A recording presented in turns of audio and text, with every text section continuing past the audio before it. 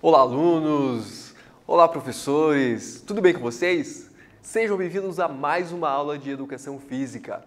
Eu sou o professor Dilvano e, alunos, aquele recadinho de sempre, né? Não esqueçam de acessar o Classroom, clicar lá no link das perguntas, responder as duas perguntas e clica em confirmar. E pronto, você já está lá com a sua presença garantida, confirmada, tá? Então, vamos para a nossa aula.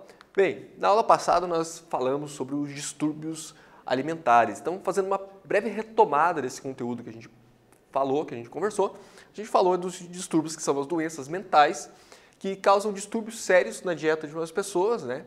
E pode se manifestar comendo extremamente bastante num período curto de tempo, ou as pessoas ela pode comer muito pouco e acabar aí gerando certas doenças, que é o que a gente vai falar aqui no próximo slide. Então, uma delas é a anorexia. O que é anorexia? É um distúrbio alimentar causado pela preocupação excessiva com o excesso de peso, ou seja, são aquelas pessoas que procuram uma magreza em excesso. Leva a seguir uma dieta muito rígida e adota uma rotina exaustiva de treinamento, exercício físico, que justamente por esse medo de acabar engordando e acaba comendo muito pouco, gastando mais calorias e isso compromete a saúde dessas pessoas. Também temos a bulimia, que é o oposto da anorexia, que é o quê? A pessoa ela ingere uma grande quantidade de comida num breve período de tempo, tá? Essas pessoas elas acabam se sentindo mal pelo fato de terem comido bastante naquele momento e acabam forçados, né, fazendo vômitos forçados, uso de laxantes, diuréticos, então acabam utilizando certos tipos de substâncias para tentar compensar essa alimentação em excesso, além dos exercícios físicos em excesso também. Então, por conta desse sentimento de culpa e desprazer, o comportamento dessas pessoas acaba sendo guardado em segredo, elas acabam não compartilhando isso com as pessoas, justamente por essa vergonha que elas têm. Bem, alguns sintomas que nós temos desses distúrbios. Então, depressão, prejuízo nas relações sociais, abuso de diversas substâncias, ansiedade, perdas de peso extremos, obesidade, entre outros sintomas, né, que a gente não colocou aqui. E quais são as formas de tratamento? Bom, o que fazer quando a gente se identifica com pessoas que estão nessa situação ou se algum dia, né, você estiver nessa situação, qual que seria a forma correta de buscar esse tratamento? Então vamos lá. Ao se identificar com os sintomas de algum dos transtornos apresentados, ou suspeitar que tem algum parente, algum familiar, algum amigo que esteja passando por esse problema, então a orientação é buscar o tratamento o mais rápido possível. Então que tipo de tratamento? Quais pessoas a gente deve buscar? Então, devido à natureza diversificada desses transtornos alimentares, o tratamento ele deve ser feito por uma equipe multidisciplinar, que vai envolver vários profissionais. Então, dentre esses profissionais, o endocrinologista, o nutricionista, o psiquiatra e o psicólogo. E o mais importante aí é a participação da família. Então, a família ela tem que estar presente e demonstrar que está apoiando, que está ao lado dessas pessoas e fortalecer aí a motivação, mostrando que essa pessoa ela é capaz de sair dessa situação, que ela é capaz de superar esse problema, essa fase que ela está passando. Bom, agora a gente vai para o conteúdo dessa aula, né? Passando pela retomada, agora a gente vai falar sobre um conteúdo novo. E qual que é esse conteúdo? Hoje nós vamos falar sobre tendência de mercantilização do esporte a partir do final da Guerra Fria. Então vamos lá, o que é esse tema? Né? Um título bem grande que vai falar aí do esporte, então a gente vê que tem um esporte no título, a partir do final da Guerra Fria, que é um período na história que a gente vai entender melhor. E qual que é as relações disso, o impacto disso no esporte, né, no modelo atual esportivo que nós temos hoje. Então, vamos contextualizar primeiro qual que é o período, que momento que é esse período na história, do período da Guerra Fria, como que era o esporte antes e o que essa fase na história impactou no que a gente tem quanto contextos esportivos no período atual. Então vamos lá. O esporte moderno ele surgiu no início do século XIX, como consequência de transformações sociais. Bem, o esporte já existia muito antes disso, mas enquanto esporte moderno, nós temos algumas transformações que a sociedade foi contribuindo para chegar, para se formar, ter esse molde do esporte moderno que nós temos na atualidade. Ele instaurou-se como importante fenômeno sociocultural durante os séculos XIX e XX. Bem, o esporte sofreu e sofre até hoje transformações constantes em sua história, de acordo com as mudanças e o meio social. Bem, acho que hoje um dos principais fatores sociais e, nesse caso, tecnológico, que influencia na modificação do esporte é a própria tecnologia. Então, hoje a gente vê que a tecnologia está muito mais presente. E isso fez e faz com que o esporte ele se adapte e ele tenha que ter nova cara, né, para o momento em que a gente está passando. Dentre esses aspectos, também a mídia, e é o que a gente vai discutir aí, esse aspecto midiático do esporte, como que o esporte, enquanto produto de mercado, ele veio se adaptando e ganhando o formato, né, do esporte moderno que nós temos na atualidade. Então vamos lá. Tais mudanças começaram a ocorrer de forma mais significativa após a Segunda Guerra Mundial, no qual o uso político, a popularização, mundialização e espetacularização desse fenômeno tomaram maiores proporções e tiveram seu ápice no final da Guerra Fria. Bem, o que é a Guerra Fria? Então, a Guerra Fria foi um período em que, principalmente, duas grandes potências mundiais, que foram os Estados Unidos e a União Soviética, eles, de certa forma, brigavam para ver qual era o país que tinha maior poder, tanto poder bélico quanto poder econômico, poder cultural, enfim. E eles ficavam brigando nessa batalha, né, para ver qual hegemonia econômica se sobressaía. E, bem, era um período tenso naquela época, foi um período bastante tumultuado na história, mas que, por outro lado, trouxe muitos avanços, principalmente na tecnologia, principalmente o avanço no que se refere à corrida espacial, trouxe muitas invenções tecnológicas que a gente utiliza até hoje, né, aí no nosso mundo moderno. E o esporte não foi diferente, o esporte também foi impactado por esse período, que é o que a gente vai ver na sequência. Então, nesse período de transição, o esporte tomou importância em âmbito político, devido à sua capacidade de comparações, de performance e de enfrentamento entre as nações. Bem, como eu citei, as duas grandes nações que batalhavam nesse período eram os Estados Unidos e a União Soviética. E o que acontece? O esporte, enquanto um fenômeno cultural, ele tem essa capacidade de demonstrar qual era a nação que tinha o maior poder. Então, eles faziam essa relação entre o esporte com os aspectos políticos. Então, o esporte acabava servindo como um fator secundário, né, além da própria prática esportiva. Algumas de suas características facilitaram seu uso por parte dos estados. Quais foram essas características? Então, regras de fácil compreensão, ou seja, a unificação de regras em comum em que várias nações, vários países pudessem utilizar as mesmas regras, ou seja, ficaria muito mais fácil você ter essa comparação, além do resultado imediato. Regras universais, possibilidade de identificação com o coletivo, representação nacional via a comparação de rendimento e sucesso da nação, ou seja, o país, a nação que tivesse maior sucesso no esporte, a gente poderia considerar naquela época, né, o mundo considerava que era o país de melhor desenvolvimento, tanto político quanto econômico, enfim, era uma maneira de fazer uma comparação qual país era melhor que o outro. Aqui uma imagem então da abertura das Olimpíadas de 1980 em Moscou, né, que eles buscavam aí mostrar toda a característica, mostrar que o sistema político adotado, o sistema econômico adotado por esse país era o melhor em relação ao que os Estados Unidos sempre teve. Então vamos lá, dando sequência. Então, no período entre as duas grandes guerras mundiais, notou-se a valorização do uso político do esporte, que é o que a gente tem conversando anteriormente dos slides que já passou, no qual os governos passaram a explorar melhor a capacidade desses fenômenos. Também teve bastante investimento financeiro no desenvolvimento do esporte nesse período. Como exemplo disso, tem-se a organização das Olimpíadas de Berlim, que aconteceu em 1936. No caso, nota-se a destacada intenção do Estado nazista em demonstrar a superioridade da raça ariana em relação às demais raças. E essa imagem aqui é do Jesse Owens, que era um atleta americano do atletismo, que ele ganhou ali a medalha de ouro nessa competição.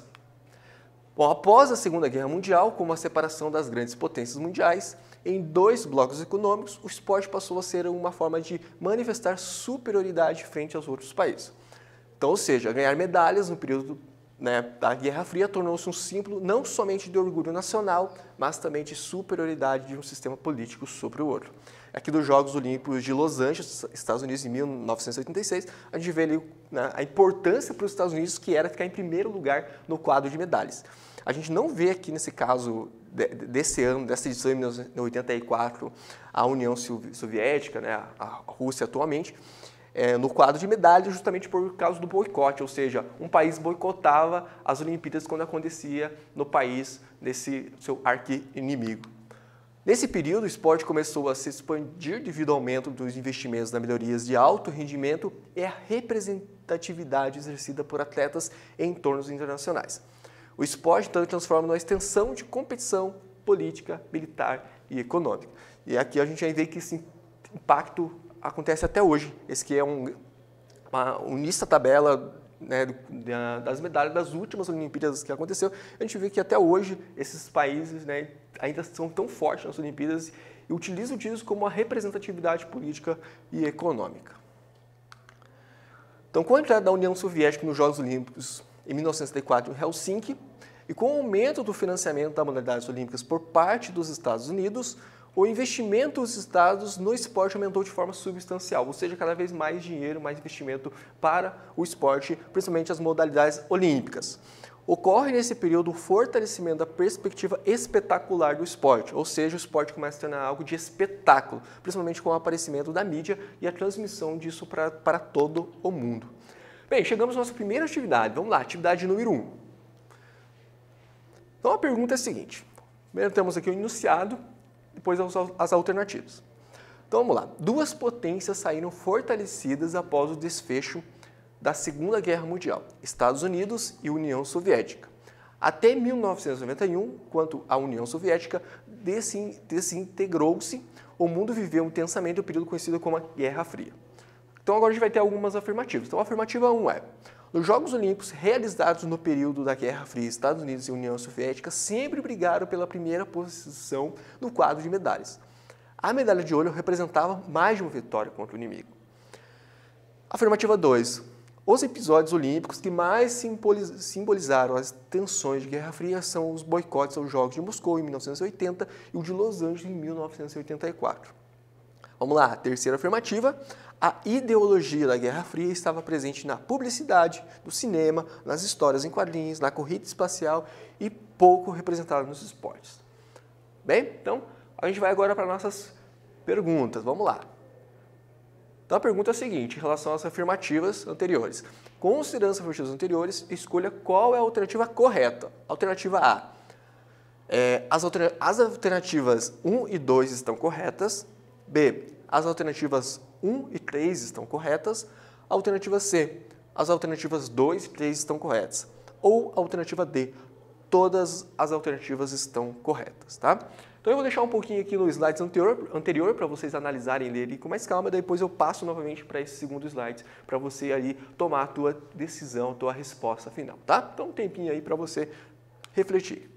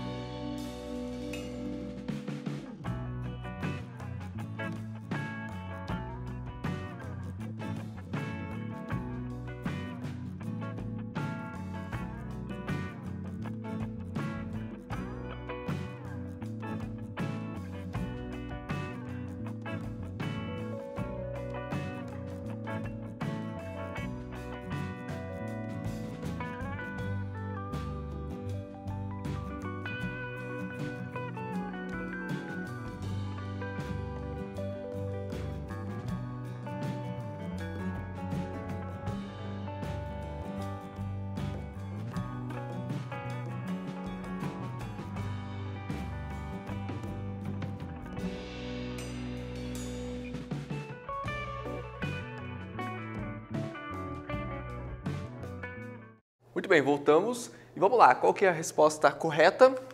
Então, a resposta correta é a afirmativa 1 e 2. Então, só voltando aqui para a gente ver por que a terceira está errada. Porque a gente fala que pouco presente nos esportes. E não, a gente tem conversado aí o tempo todo e falado que estava bem presente nos esportes também. Então, vamos lá, dando sequência. Então, após todo esse período de tensão, de Guerra Fria, né, chegamos ali ao período em que teve a queda do Muro de Berlim, os investimentos eles mudaram de sentido, ou seja, o esporte começou a ganhar um potencial mercadológico. O esporte que tinha um potencial de mostrar a hegemonia de um país, de uma nação, né, enquanto fins militares, econômicos e políticos, agora ele vai ter uma finalidade econômica, uma finalidade de mercado.